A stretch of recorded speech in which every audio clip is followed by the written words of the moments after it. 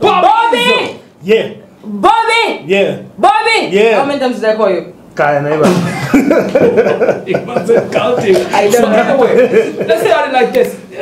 2 songs. Versace shirt, Next to You. Yeah. You have to pick one. Very easy. Next to You. Yes! Can I explain why? Or the owner is here. Explain, Because when you see these things, the copper and whatever, that's the time Bobby thought, you know what, I'm gonna be a singer. You know what I mean? Because no? Not really.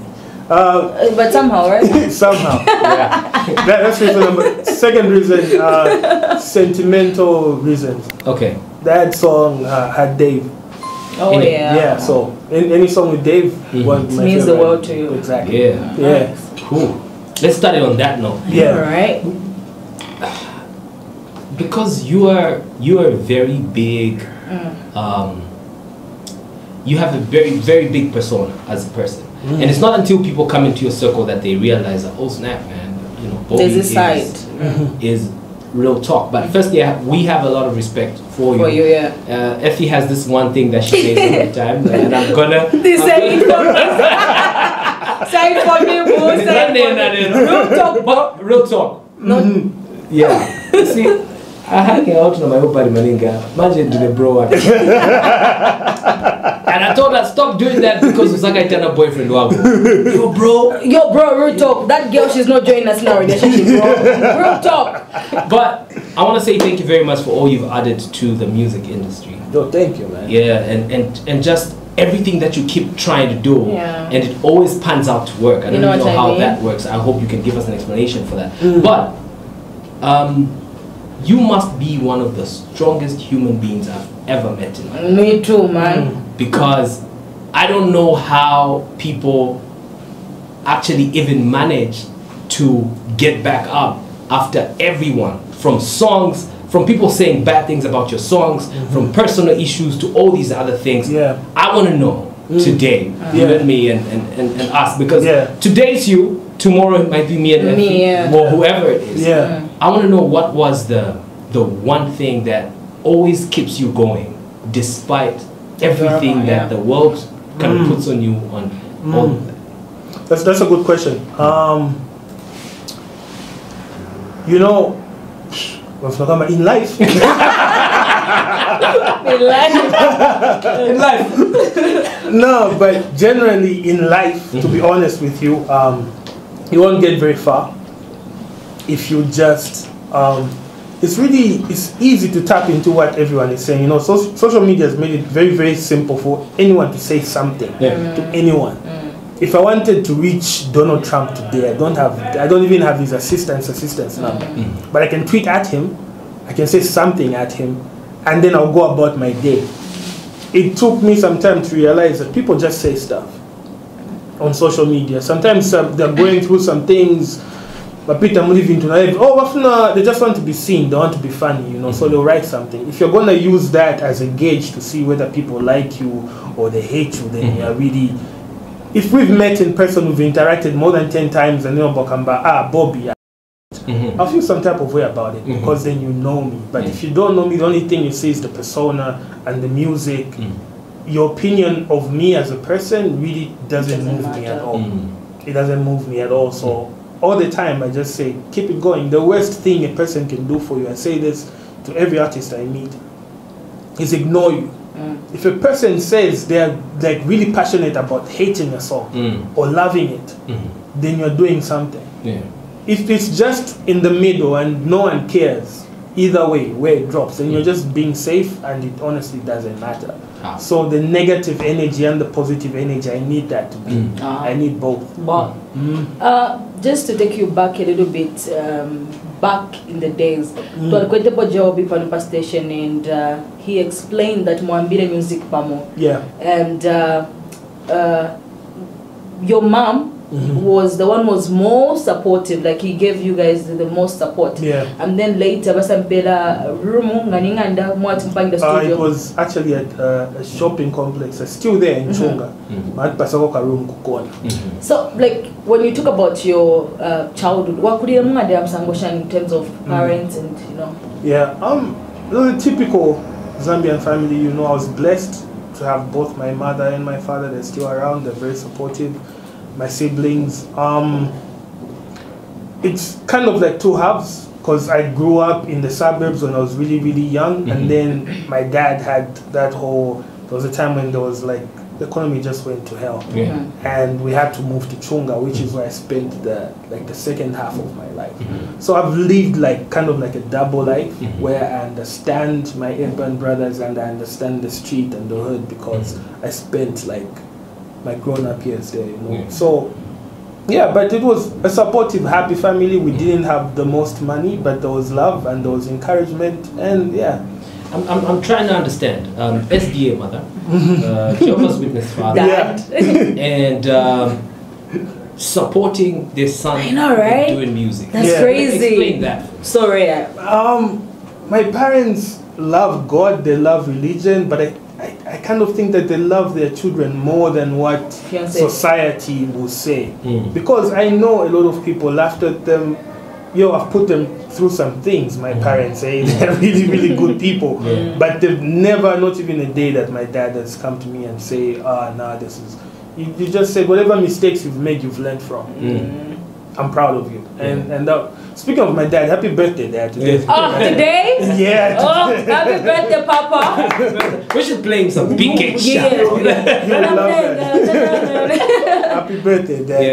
Yeah. Anyone who's on my Facebook page will have seen my dad's comment at one point or another. He will like or comment on every single post. You don't say. Yeah, I have seen that. Okay. Yeah. Cool, man.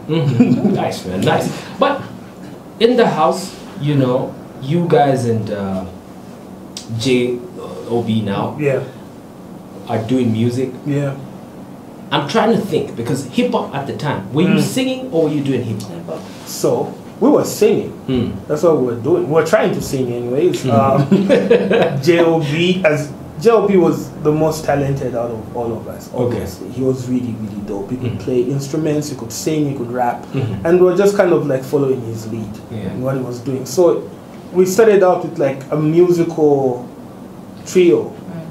Myself, J.O.B. and my cousin Charlie. Okay.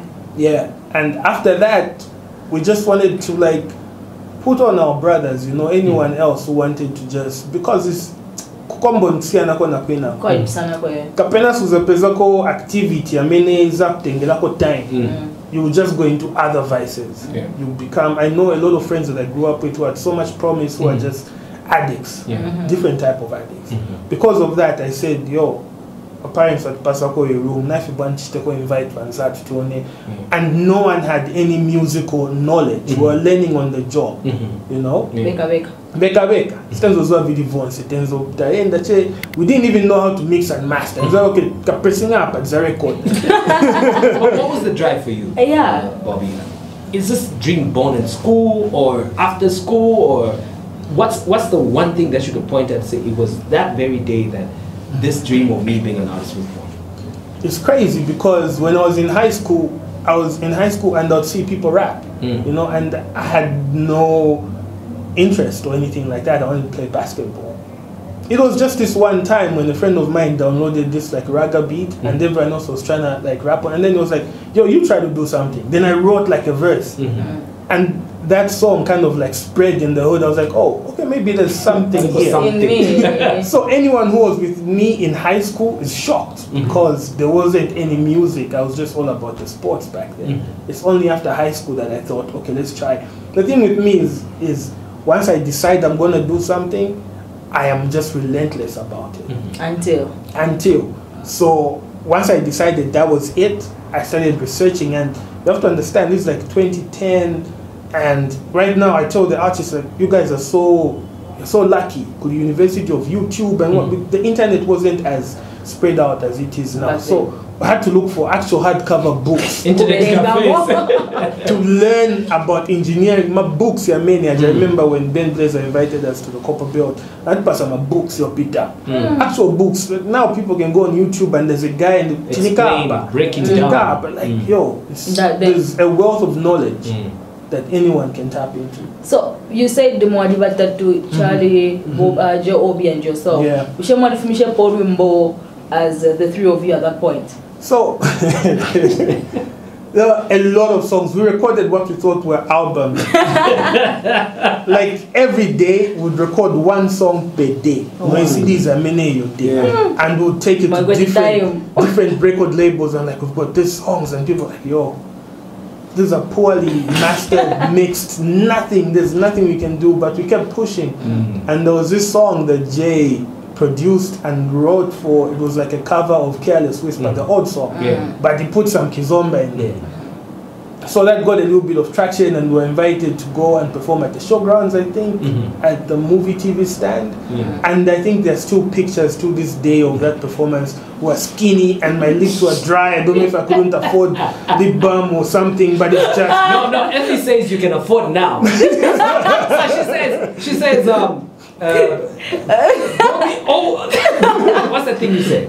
Bobby is looking so smart, suit. Lipstick! I said lipstick, which is lip gloss. It's lip gloss. So I've got big lips, so I always need to moisturize. And back then, those pictures. Yo. And they put them up the other day. What's the title of the song? Maybe actor for you won't find it online. I know the pictures are there. I know the pictures were there. And the one who posted them, I think, was Angel from Movie TV. He posted, it was like, this is a throwback with J.O.B. and J.O.B. looked okay. My cousin Charlie looked okay. I just looked a mess. No lip gloss, nothing. I wasn't even drinking water. You are hydrated, baby. So now I think the dream is born off of that one song. You and J.O.B. are doing songs. Then there was a moment when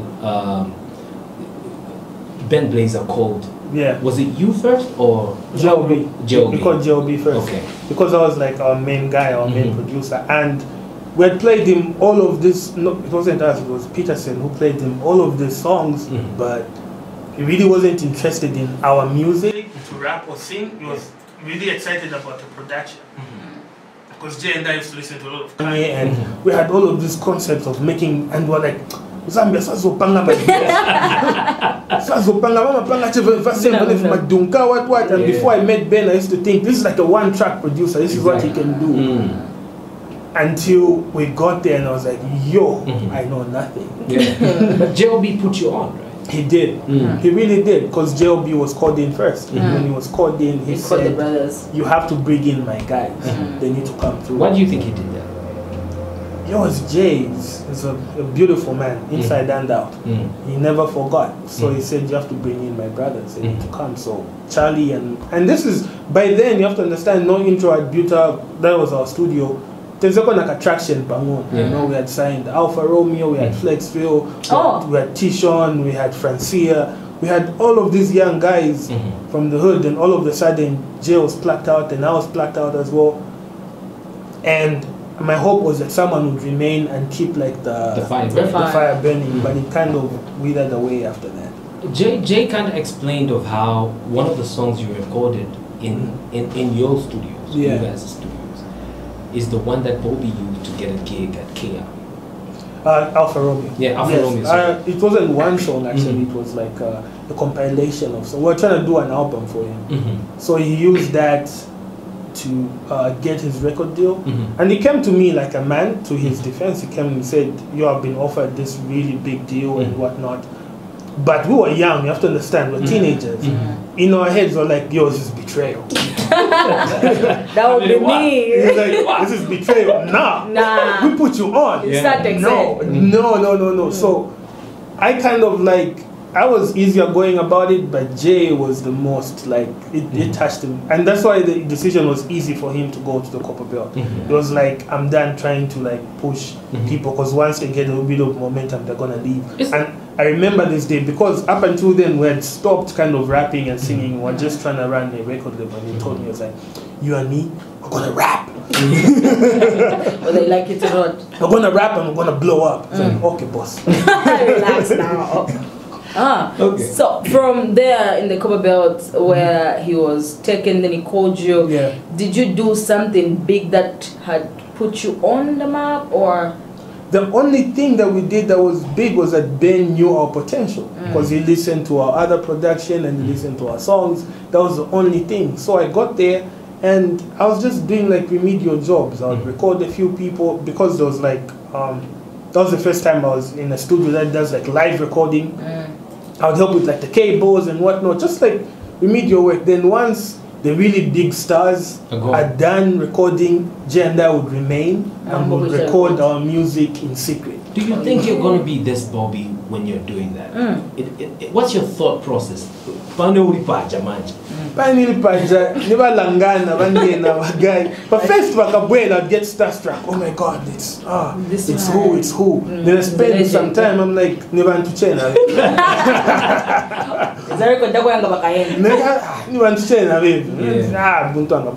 So number instead recording. I had like other songs that I thought were dope that would work. And this one day we had the confidence, like let's play our songs for Ben. I'd gone to SDA and he came back. Played, I don't know, I had like 10 songs, Jay had like 20 songs, he listened.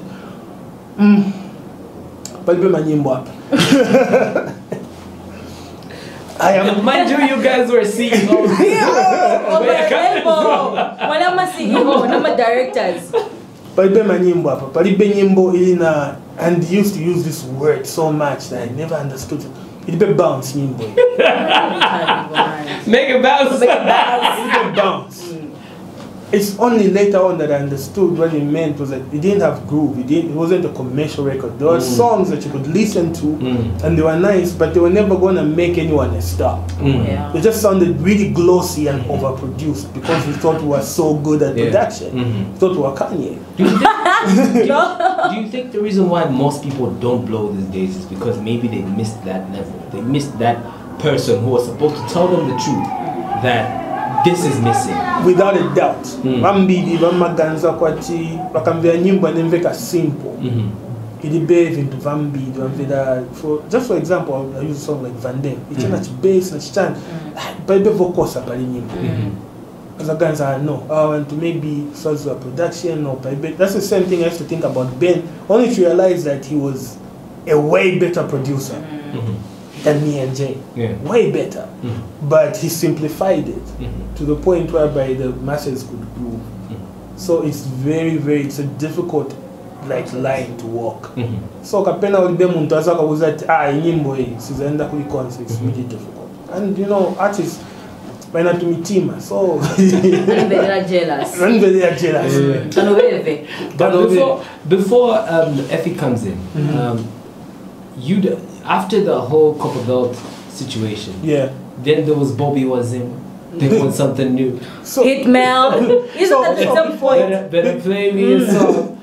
Before that, what generally happened was after he refused all of those songs, the songs that we didn't even play for him that were put in a folder somewhere, and one of them was a song called My Fiancé Boss. I hated it because like this song is too much, it's all over the place.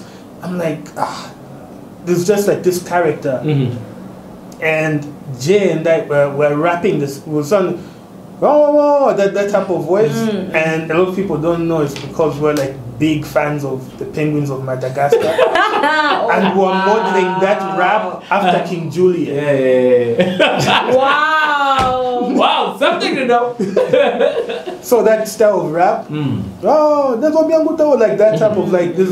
It is me, King Julian. So that's where that voice came from. Okay. And we're kind of like trying to make fun and light of, and Ben came and was like, these are the songs. He got like a song called Going Higher from Jay, which sampled like a Shaka Zulu. And he got that song. I was like, I hate the song.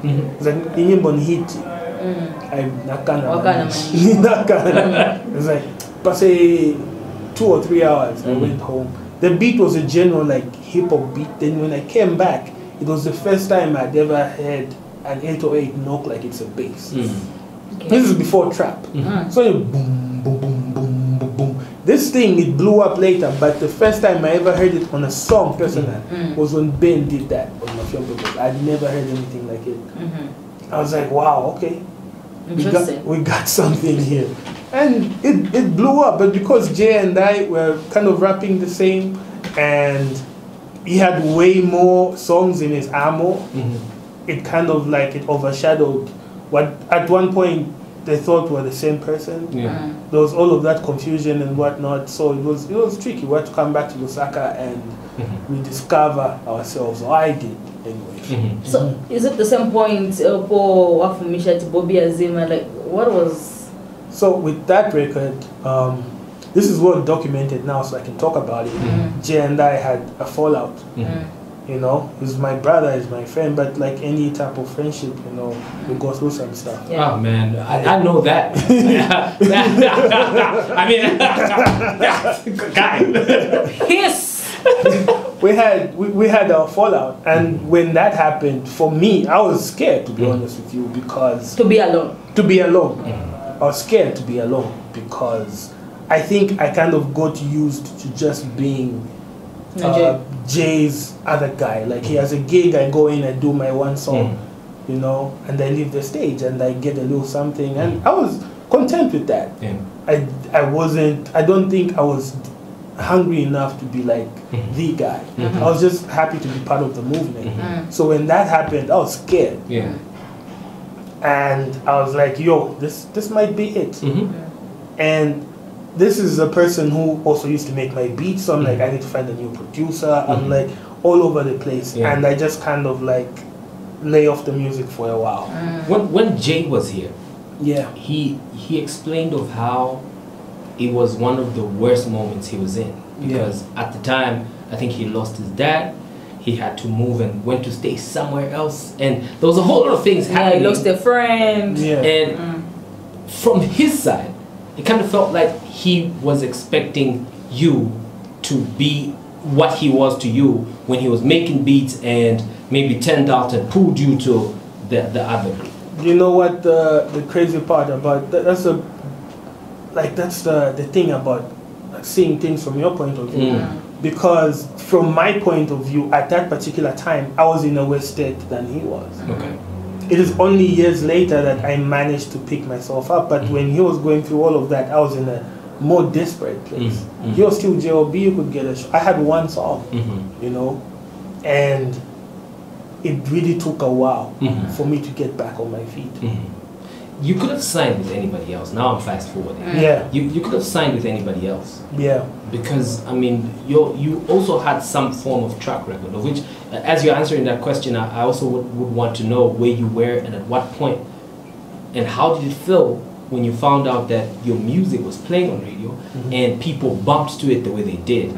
As you're answering that, I also want you to answer why you ended up signing with them. So, like I said, that is why my loyalty to that label is as deep as it is. In everywhere you go, you have issues and whatnot, but I don't think I will ever publicly say anything bad that had ever happened to me, because they really had no reason to sign me. At the time that XYZ signed me, Slap was having probably one of his best years. He swept. Was that the ZMAs? Yes. And he said, I've just won all of these awards and I've got money and I want to rebrand XYZ. I've always thought you were super, super dope. Would you want to sign? I was like, bruh, where's the... where's the contract? And while that was going on, I was working with a studio called 428. It was in Kabwata. Shout out my brother ER. Shout out my brother ER. I'd go there every day and I'll just try to... I had a track record, but it's not one of those things whereby the kids are looking at it like, let's see that. So I'd go there and I'm just trying to I'm just trying to rap. They gave me like this really old beat, and that's when I put the song Stop Ila Sunzo on there, and I put it out. I didn't have money for promo or anything like that. It just started bumping. Yeah. But it got like equal parts hate and love, which was good for me because it brought me back into like the limelight. By the time I was signing the X, I was like, okay, there might be something to work with here going forward.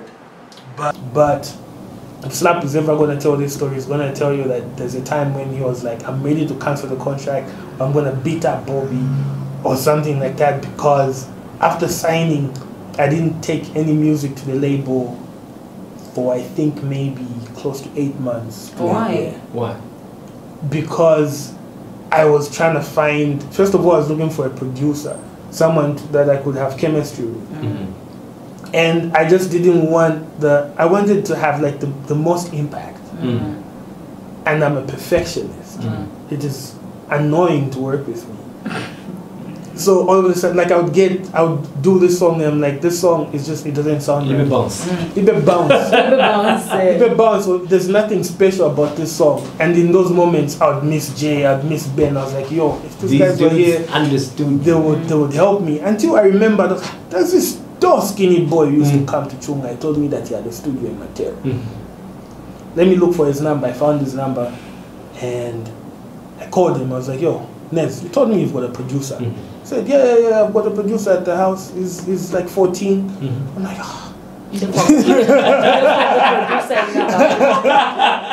I'm like, what do you mean? He's like, no, it's 14, but it's really good. It's good, I promise you. Yeah.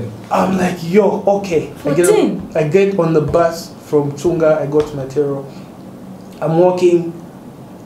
I walked for a while to get to where his house was, this little one-roomed house. And he takes me to the house and there's a small... You have to understand that I was recording with Ben Blaze at the biggest studio. Then I walk in, it's like a makeshift studio. And there's a little boy in a Matero Boys... Kablonga Boys uniform. And this guy's making beats. He's small. Yeah. He turns around.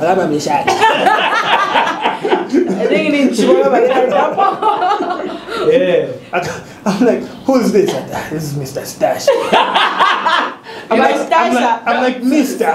Somebody told me how he got the name. The name of Stash. That's a story for it's a long story as well, but I'm demoralized. I'm like, is this where this is? Really? I'm like, How Bobby is, y'all. And then he starts playing me beats.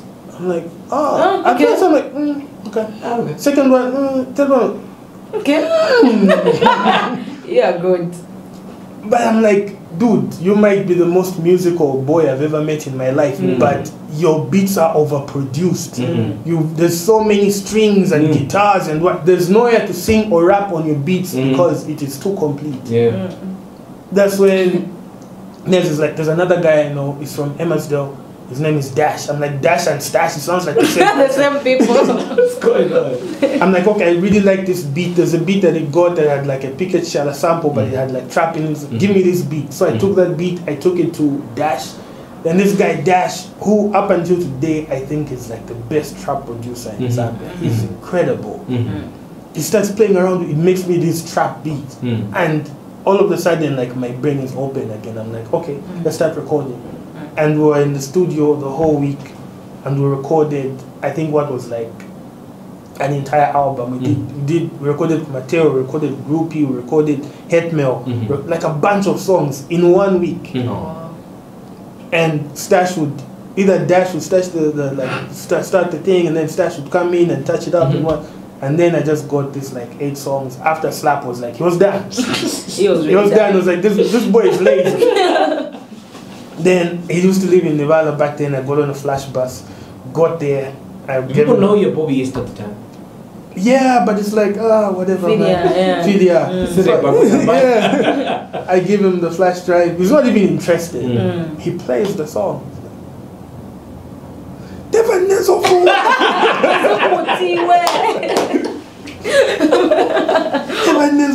And the next week we dropped Headmail and it blew up the same day. Yeah. It's the only song I used to remember when I started radio.